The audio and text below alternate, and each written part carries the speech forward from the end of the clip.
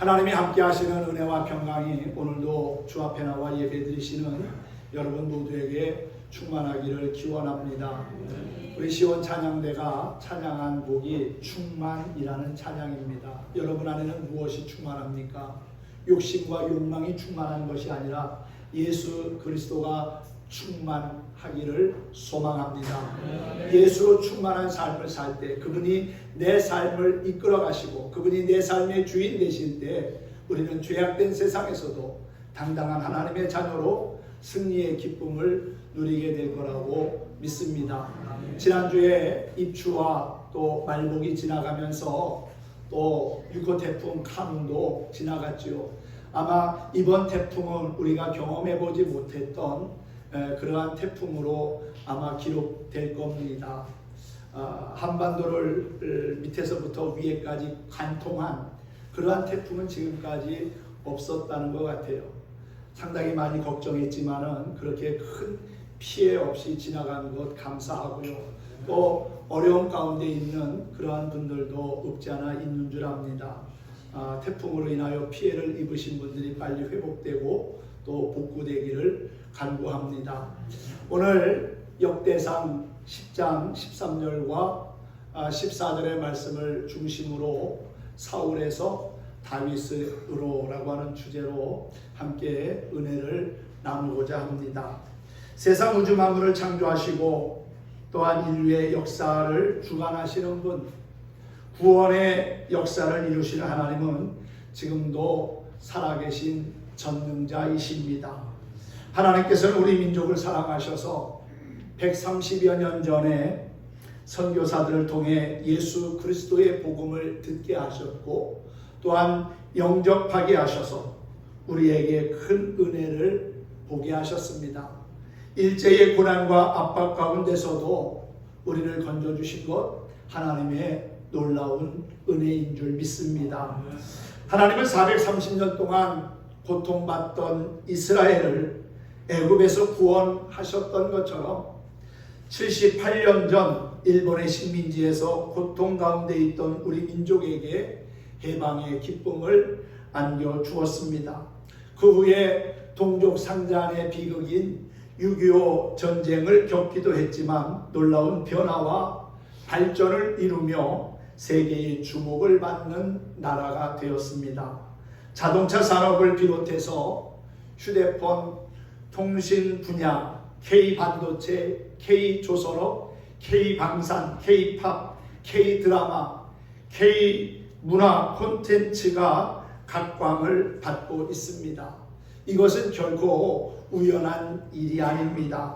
우리 선진들이 흘린 땀과 눈물 그리고 희생의 결과라고 믿습니다.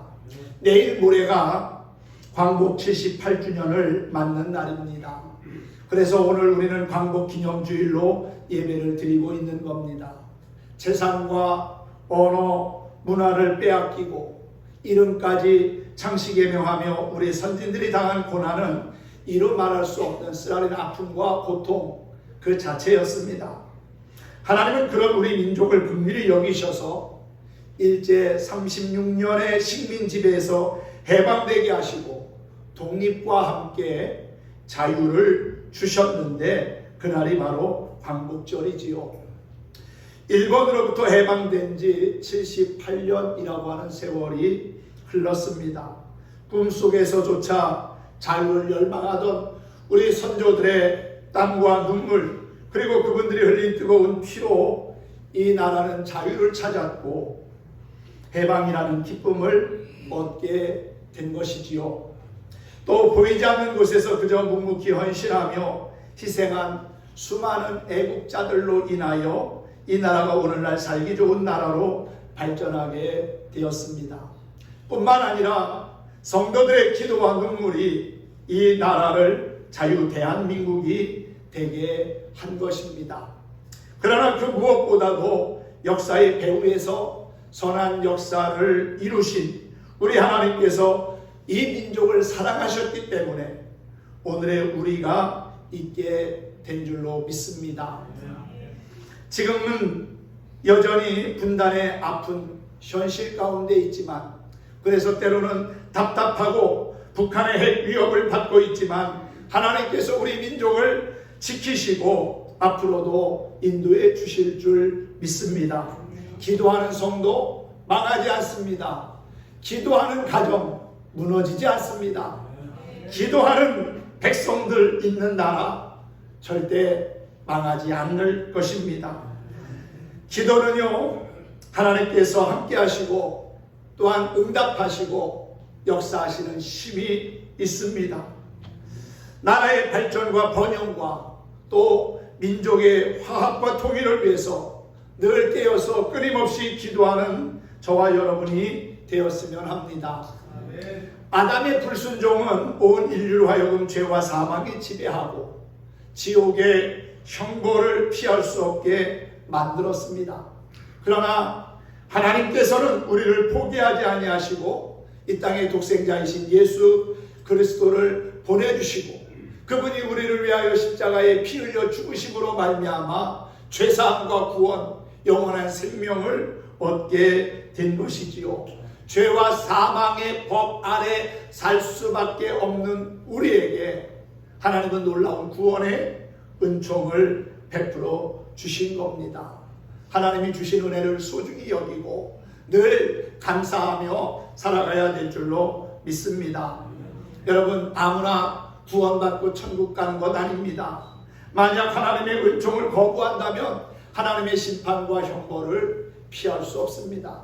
하나님이 우리에게 베푸신 은혜를 귀하게 여기고 날 구원하신 그 은혜에 감사하면서 믿음의 옷깃을 여미고 주님께 더 가까이 한 걸음 한 걸음 나아가는 그리스도인의 삶을 살아가는 것이 그 어느 때보다도 중요한 때인 것 같습니다.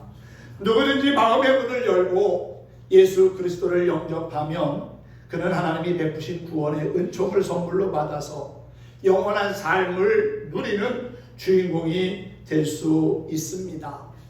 나로 하여금 영원한 구원과 영생의 길을 갈 수 있도록 큰 은혜를 베푸신 하나님의 사랑을 귀하게 여기고 감사하며 살아가는 신실한 그리스도인이 되기를 소망합니다. 찬송가 532장 1절 가사를 보면은 주께로 한 걸음씩 왜 가지 않느냐 내 죄를 자복하고 그 앞에 나가라 한 걸음씩 한 걸음씩 주께 나오라 주님께 아뢰이면 너복을 받으리라 값없이 주는 은혜 너 거절 말아라. 아멘. 참 이 찬양을 부를 때마다 감동이 옵니다. 하나님께서 우리에게 참으로 값없는 은혜를 주셨는데 그 은혜를 거절하는 어리석은 삶을 살아서는 안 되지. 늘 하나님이 내 삶 가운데 베푸신 은혜를 기억하고 감사하며 살아야지 하는 그러한 다짐을 하게 되지요. 여러분, 하나님이 우리에게 주신 은혜는요, 이 세상의 그 무엇과도 바꿀 수도 없고 비교할 수도 없는 참으로 귀한 것입니다. 그 은혜로 우리는 죄사함을 받았고요, 그 은혜로 구원받았고요, 그 은혜로 하나님의 자녀가 된 것이고요, 영원한 생명을 얻은 것 아니겠어요? 그러므로 우리는 하나님이 베푸신 은혜, 하나님이 우리에게 끊임없이 부어주시는 은혜를 소중히 여기고 그 은혜를 나만 누리며 살아갈 것이 아니라 우리의 가족과 이웃에게도 함께 나누며 또 그 은혜를 흘려보내며 살아가야 될 줄로 믿습니다. 주님이 내게 주신 값없는 은혜와 사랑을 거절하는 어리석은 자가 되지 않기를 간절히 축원합니다. 하나님이 주신 은혜를 거절한 사람들도 없지 않아 있습니다. 대표적인 사람이 오늘 본문에서 소개하고 있는 사울이라는 사람이지요. 하나님은 그에게 많은 은혜와 복을 주셨습니다. 그러나 그는 그 은혜를 제대로 감당하지 못해서 결국은 왕의 자리에서 내려와야 됐고 비참한 죽음을 맞이할 수밖에 없었던 것이지요. 반면 하나님의 은혜를 소중하게 여기고 그 은혜를 잘 지키려고 힘썼던 다윗은 사울의 뒤를 이어서 하나님의 놀라운 구원의 은혜를 입게 됩니다. 사울에서 다윗에게로 이어지는 그 하나님의 구원의 역사를 오늘 말씀을 통해서 다시 한번 살펴보면서 우리의 신앙의 현 주소를 확인하는 귀한 시간이 되었으면 합니다. 사울의 집과 다윗의 집 사이의 전쟁이 오래 계속되었는데 한 집은 점점 강하여지고 또 다른 한 집은 점점 약해져 갔습니다. 사실 외적인 조건으로 볼 때 다윗보다는 사울이 용모도 뛰어나고 준수하였으며 또한 탁월했습니다. 그러나 하나님은 사울이 아니라 다윗의 집을 형통하게 하사 믿음 안에서 강성한 집으로 세워 나가셨다는 사실이지요. 그 이유는 무엇일까요? 사울은 하나님 말씀에 불순종하고 자신의 소욕과 욕심에 따라 산 반면 다윗은 자신의 능력이나 조건이 아니라 오직 만군의 하나님 여호와를 의지하는 믿음으로 살았기 때문이라는 사실입니다. 다윗은 세상과 타협하지 않는 확고한 믿음을 가지고 하나님만을 의지했으며 겸손히 하나님의 인도하심을 따랐습니다. 하나님은 오늘도 다윗과 같은 사람을 찾고 계십니다. 하나님이 찾으시는 그 사람이 오늘 예배의 자리에 있는 저와 여러분이 되기를 축원합니다. 할렐루야. 믿음과 순종으로 하나님 마음에 합한 삶을 살았던 다윗과 같은 모습이 우리에게도 있으면 좋겠습니다. 영화나 드라마의 연출가는 누구를 주인공으로 세울지를 세심하게 고민하고 선택합니다. 그리고 주인공이 연출가의 의도에 맞게 연출해 줄 것을 요구하지요. 아무리 인기가 있는 주인공이라도 연출가의 지시를 따르지 않고 무시한다면 계속 주인공 역할을 할 수 없을 겁니다. 우리가 살아가는 역사 현장 가운데서도 주인공의 교체는 언제든지 일어날 수 있다는 것이지요. 하나님은 이스라엘의 첫 번째 왕으로 사울을 세우셨습니다. 어떻게 보면 사울이 이스라엘 역사의 주인공으로 이제 드러나게 된 것이지요. 그런데 그는 그 주인공의 자리를 끝까지 지켜내지 못했습니다. 연출가이신 하나님의 명령을 거부하고 불순종했기 때문이지요. 하나님의 말씀을 거역한 결과가 결국은 역사의 주인공의 자리에서 내려오게끔 했다는 겁니다. 역대기는 이스라엘의 역사를 통해서 강하고 부유한 자들이 아니라 하나님을 바르게 섬긴 자들이 역사와 계보를 이어간다는 사실을 교훈합니다. 역대기뿐만 아니라 성경 자체가 그러한 사실을 우리에게 일깨워주고 있는 것 같아요. 이스라엘도 장자 중심의 나라이기 때문에 모든 축복은 장자에게 주어집니다. 그런데 하나님의 역사를 들여다보면요, 장자를 통해서 축복의 물줄기가 흘러가게 하기보다는, 물론 그런 경우들도 있지만 장자가 아닌 다른 사람을 통해서 하나님의 구원의 역사가 흐르게 하시는 경우도 있다는 사실입니다. 아담과 하와에게 가인과 아벨이라고 하는 두 아들이 있었지요. 가인이 큰 아들이고 아벨이 작은 아들입니다. 그런데 가인이 아벨을 죽이잖아요. 그리고 하나님이 셋이라고 하는 아들을 주셨는데 그 축복의 물줄기가 장자인 가인을 통해서 흘러가지 아니하고 오히려 셋이라고 하는 아들을 통해서 흘러가게 됩니다. 에서와 야곱도 마찬가지지요. 에서가 형인데 에서를 통하여 하나님의 구원의 역사가 흐르기보다는 오히려 야곱을 통해서 하나님의 구원의 역사가 흘러갑니다. 아브라함의 하나님, 이삭의 하나님, 에서의 하나님이 아니라 야곱의 하나님이라고 일컬어지지 않습니까? 그리고 야곱에게 12명의 아들이 있었는데 그 12명의 아들 가운데 루벤이 장자 아니에요? 그렇다면 장자를 통해서 축복이 흘러가야 되는데 하나님은 11번째 아들이었던 요셉을 통해서 하나님의 구원의 역사가 이루어지게 하시고 또한 구원의 은혜를 입게 하십니다. 인간 중심의 역사가 하나님의 역사가 아니라 하나님의 말씀을 따라 믿음을 지키는 그 신앙이 결국은 하나님의 은혜와 복을 받는 축복의 통로로 인정받게 하셨다는 사실입니다. 사울 왕가의 몰락을 보면서 우리가 기억해야 할 것이 있습니다. 아무리 왕이라 할지라도 하나님의 말씀을 지키지 않으면 무너질 수밖에 없고 추락할 수밖에 없다는 것이지요. 심판을 당할 수밖에 없다는 겁니다. 우리는 하나님의 사랑이 영원한 것을 믿습니다. 그 사랑에는 변함이 없음도 믿지요. 구원의 계획이 변하지 않을 것을 믿습니다. 그러나 이것이 우리가 교만해져서 거룩하게 살지 않더라도 그냥 내버려 두시고 놔두신다는 게 아니지요. 하나님은 우리를 거룩하기 위해서 때로는 징계하시고 경고하시기도 하고 또 때로는 매를 채찍을 드시기도 합니다. 그 매는 상상 이상으로 두려운 것임을 기억해야 합니다. 역대기의 저자는 사울이 심판을 받고 그의 왕위가 다윗에게로 넘어간 이유를 밝히면서 후대 사람들이 그러한 잘못을 범하지 말아야 한다고 경고하고 있습니다. 역대기는 다윗 왕조를 소개하기 전에 사울을 소개하고 그가 왜 망할 수밖에 없었는지를 교훈합니다. 역대상 9장을 보면은요, 사울의 계보가 소개되어져 있습니다.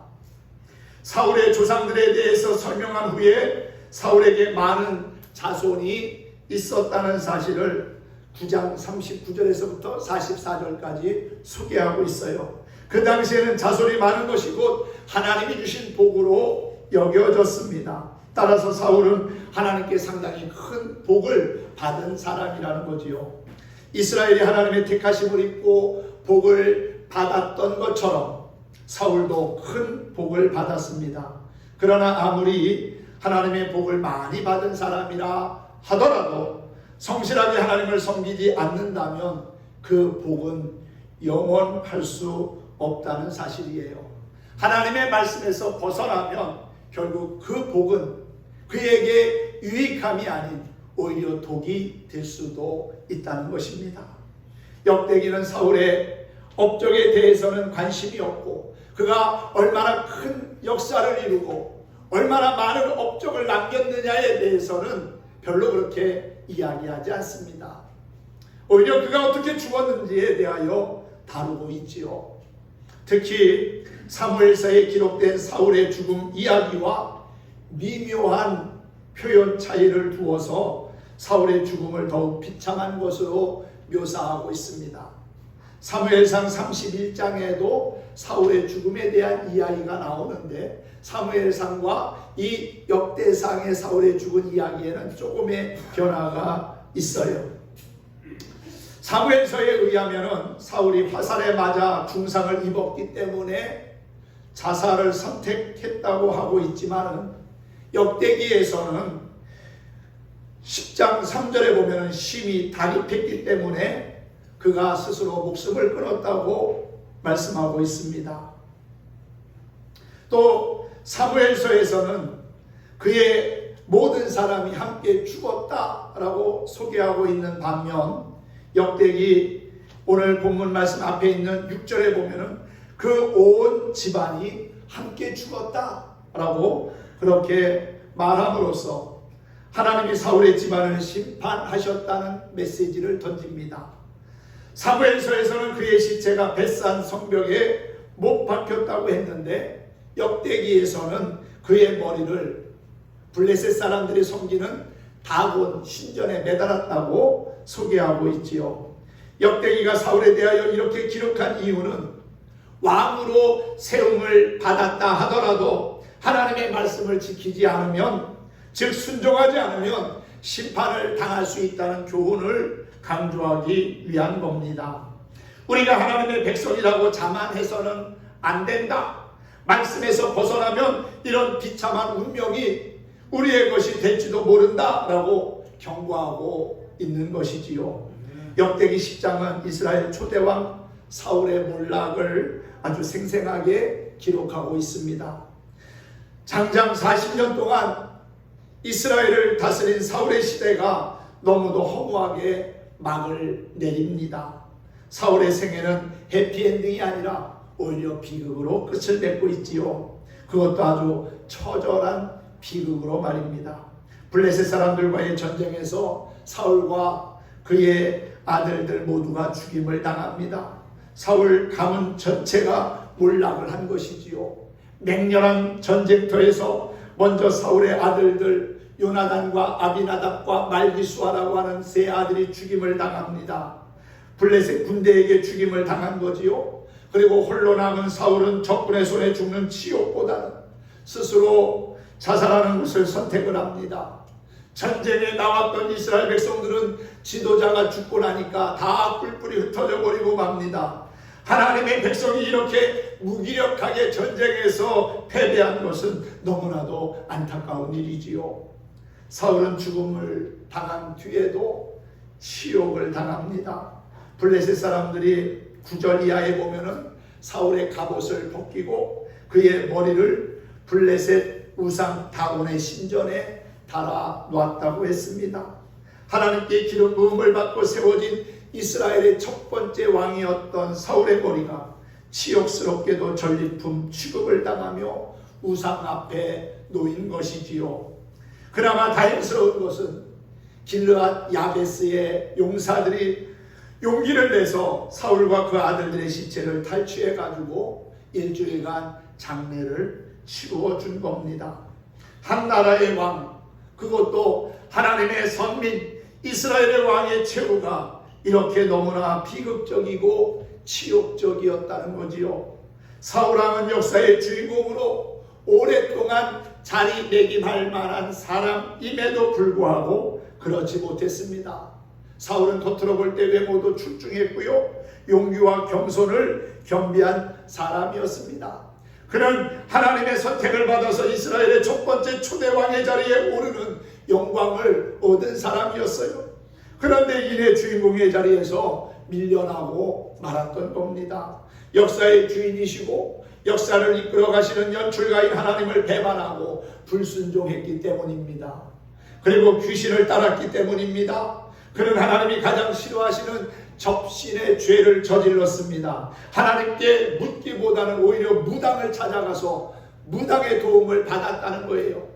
하나님의 선택을 받은 이스라엘의 왕이 하나님을 신뢰하고 하나님께 묻고 하나님의 도움을 받아야 함에도 불구하고 오히려 그렇지 못한 어리석은 것을 선택했다는 것이지요.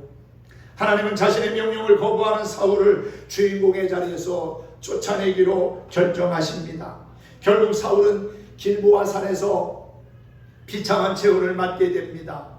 역대기는 사울의 패배와 죽음의 원인이 하나님께 범죄하였기 때문이라고 말씀하고 있지요.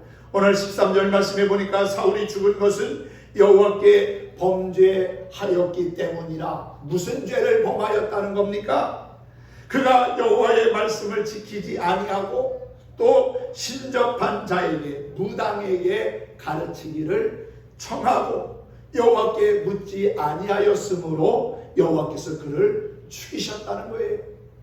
그가 자살한 것처럼 성경에는 기록되어 있지만은 결국 하나님께서 그의 생명을 거두신 겁니다. 하나님이 그를 치셨다는 거지요. 하나님의 말씀대로 행해야 할 사람이 그렇지 못한 결과가 얼마나 비참한가를 하나님은 친히 우리에게 보여주고 계신 겁니다. 하나님은 죄로 인하여 죽은 사울 대신에 다윗을 주인공으로 선택하시고 새로운 역사를 이끌어 가십니다. 사람들이 착각하는 것 가운데 하나가 그런 것 같아요. 내가 아니면 되나 봐라. 내가 그래도 이 교회를 위해서 이만큼 했잖아. 내가 이만큼 헌신하고 이만큼 봉사하고 이렇게 했지. 내가 아니면 누가 해? 내가 아니면 되나 봐라. 그런데요, 여러분, 하나님의 역사는 그 사람이 안 한다고 해서 멈춰지는 게 아닙니다. 하나님의 역사는 다른 사람을 통해서도 얼마든지 계속 진행되어진다는 거지요. 나에게 주신 사명을 잘 감당하면 그것이 내게 은혜가 되고 복이 되지만 하나님이 주신 은혜와 복을 우습게 여기고 교만에 빠지면 결국 하나님은 우리를 주인공의 자리에서 내려오게 하시고 다른 사람을 통해서 하나님의 구원의 역사가 계속해서 진행되게 한다는 겁니다. 사울이 아름답게 삶을 마무리했다면 얼마나 좋았겠습니까? 그런데 그는 그렇지 못했습니다. 처음에는 좋았지요. 처음에는 하나님의 말씀을 중요하게 여기고 하나님을 예배하며 하나님을 섬기는 그러한 왕의 모습을 지켜나갔지만 10년, 20년, 40년이 지나가면서 그는 하나님에 대한 믿음에서 점점 벗어나게 되었고 하나님을 찾고 의지하며 예배하기보다는 오히려 죄된 것을 붙잡는 어리석은 왕이 되어져 버리고 말았다는 겁니다. 그래서 결국 하나님이 그를 패하시고 다윗을 새로운 왕으로 세우셔서 하나님의 구원의 역사가 흐르게 하셨다는 사실입니다. 사랑하는 성도 여러분, 우리는 하나님이 행하시는 일을 믿음의 눈으로 바라봐야 합니다. 그리고 행여나 교만에 빠지지 않도록 항상 깨어 기도하며 말씀으로 자신의 삶을 끊임없이 다스려야 합니다. 나를 세우시는 분이 하나님임을 잊지 않는 사람이 계속해서 주인공으로 쓰임받을 수가 있다는 것이지요. 사울은 주인공으로 캐스팅된 사람이었지만은 그 자리를 계속 차지하지는 못했습니다. 연출가이신 하나님의 명령을 소홀히 여겼기 때문이지요. 그래서 하나님은 다른 사람을 주인공으로 캐스팅했는데 그가 바로 다윗이었다는 거예요. 다윗은 한결같은 마음으로 연출가 하나님의 마음을 흡족하게 했습니다. 물론 그도 사람이었기 때문에 실수하고 죄를 범하기도 했지요. 하지만 자신의 죄가 드러날 때마다 그는 하나님 앞에 엎드려 회개하며 눈물로 돌이켰습니다. 하나님은 그의 눈물의 회개를 보시고 긍휼히 여기셔서 다시금 기회를 주시고 일어날 수 있는 은혜를 허락해 주신 거지요. 사울처럼 죄와 불순종으로 인해서 주인공 자리에서 밀려나는 인생이 아니라 다윗처럼 겸손히 순종하여 존귀의 여김을 받고 하나님이 기뻐하시는 믿음의 주인공으로 승리하는 저와 여러분이 되기를 소망합니다. 오늘도 함께 찬양하면서 말씀을 맞추려고 합니다. 주만 섬기리라고 하는 찬양을 함께 불러보도록 하겠습니다. 주님만을 섬기며 사는 것이 죄악된 세상에서 우리가 낙오하지 않고 하나님의 은혜를 누리며 승리하는 길입니다. 기쁘나 슬프나 오직 한 마음으로 다윗처럼 주를 섬기며 살고자 결단하는 우리 모두가 되었으면 합니다. 함께 찬양하겠습니다.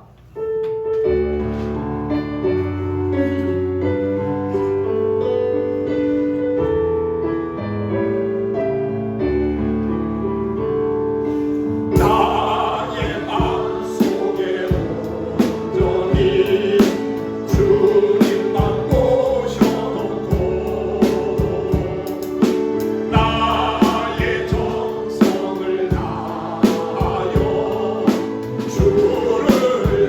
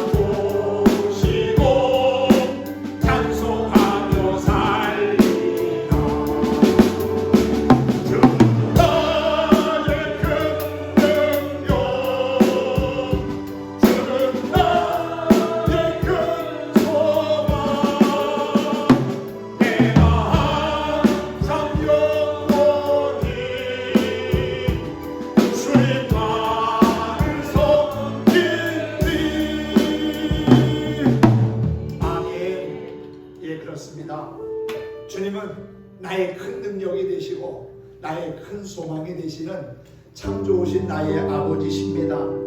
우리가 한평생 살아갈 때 죄악된 것에 몸과 마음과 시간 물질을 빼앗기며 살 것이 아니라 주님만을 섬기면서 예배하면서 주님과 동행하는 신실한 그리스도인으로 살아갔으면 합니다. 사울에게서 다윗에게로 하나님의 구원의 역사가 바뀌어졌던 것처럼 우리도 우리의 삶이 하나님에 의해서 바뀌어지는 삶이 아니라 하나님이 주신 은혜를 계속 이어갈 수 있는 신실한 그리스도인으로 살고자 다시금 믿음의 옷깃을 여미고 하나님 앞에 살아가기를 결단하는 저와 여러분 모두가 되기를 주님의 이름으로 축원합니다. 축복합니다.